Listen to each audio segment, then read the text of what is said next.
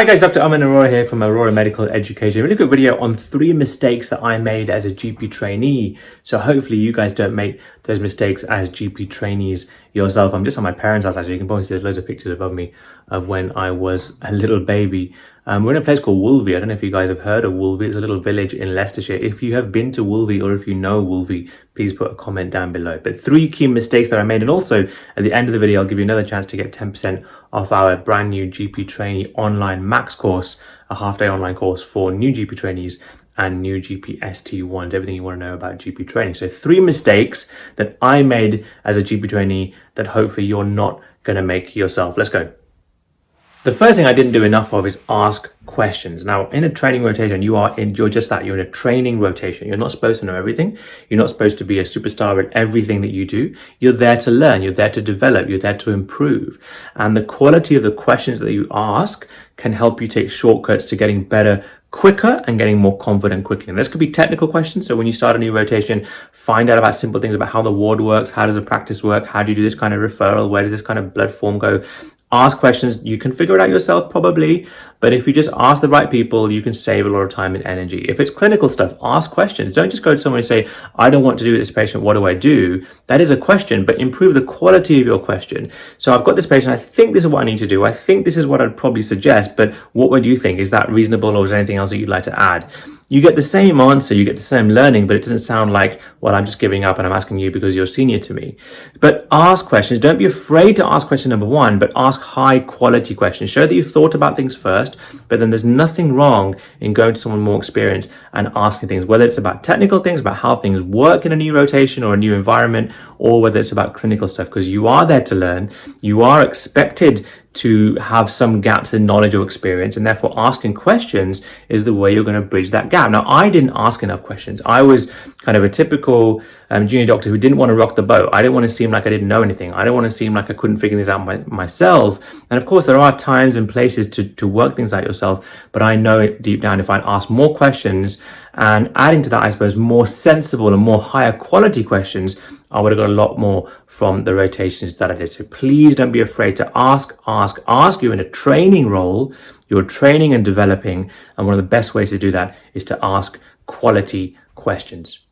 The second mistake I made is that I didn't hit my rotations hard enough early on, and I paid the price and had to really push and get stressed towards the latter part. Now, when I went in, I did like what most people do, which is I thought, okay, let me take my time, let me understand the ward, let me understand the job, let me get a little bit relaxed, get comfortable, and then I'll start thinking about things like portfolio assessments, etc.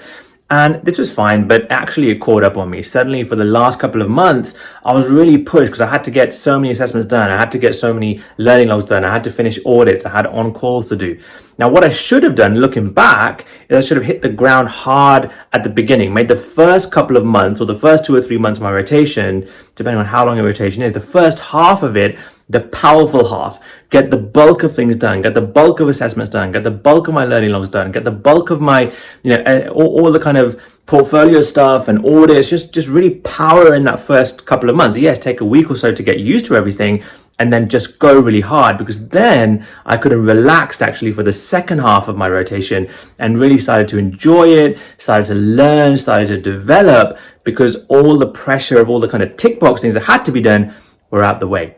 So what I did was the wrong approach. I went and relaxed first and then got stressed and tried to increase the pace and the curvature of the line, whereas I should have gone in really hard at the beginning, got the most out of the first half of that rotation, and then started to calm down, de-stress, and actually start to enjoy the role and learn and develop as a trainee in whichever rotation I was doing. So hit the ground running and then ease off later into your rotation. And the third mistake that I made is that I did enough just to scrape through. And ultimately, this gets you through if you just do enough in terms of assessments, if you just do enough in terms of learning logs, if you just do enough in terms of quality improvement activity, if you just do enough in terms of, portfolio entries, you'll get through. Look, you'll finish and everything will be fine, but actually adds a lot of stress, because say you get one thing that doesn't quite go right in the last week and that was your final assessment and now you've got no time to do another one, it starts to build up on you. So what I should have done is what I talk about now, which is the +1 rule. I should have aimed that in every rotation, yes, there's a minimum number of things that I need to do in terms of maybe learning logs or reflections or assessments. I should have thought of the +1 rule, that my aim is this +1. So I would have made sure that I had a cushion. So even if one of them didn't go right, or even if something happened and I couldn't get one done, I had a backup plan. I had a cushion. So what I would suggest to you in your rotations is don't just try and do enough to scrape through. Aim for that +1, aim for that little bit more, aim for that cushion, because you never know what's going to happen in life. You never know how things develop. You might plan a perfect game so that you just about finish everything in that last week, but things happen and then things get stressful. So aim for that +1, almost aim like there's an extra thing on the list that you have to achieve. And it's amazing how quickly you'll get to that +1. So again, you can start to relax into the remaining part of your rotation. So just aim for that +1 and try not to aim just to scrape through.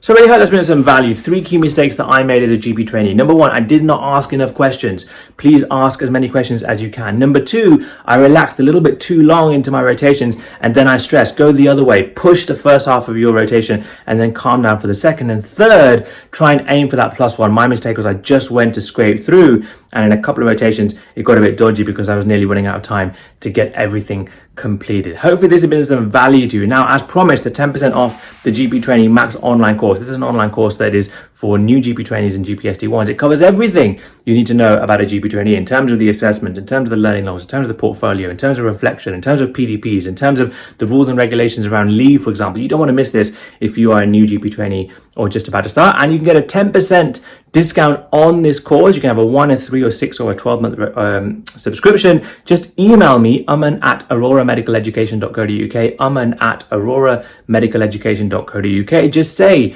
I've just watched the 3 mistakes video on YouTube, Facebook, Instagram, or Twitter, or wherever you're watching this, and I'll send you a code to get 10% off that GP Trainee Max online course. I hope this helps. You know the hashtag #CanPassWillPass, hashtag I went with Arora. Don't make those same 3 mistakes.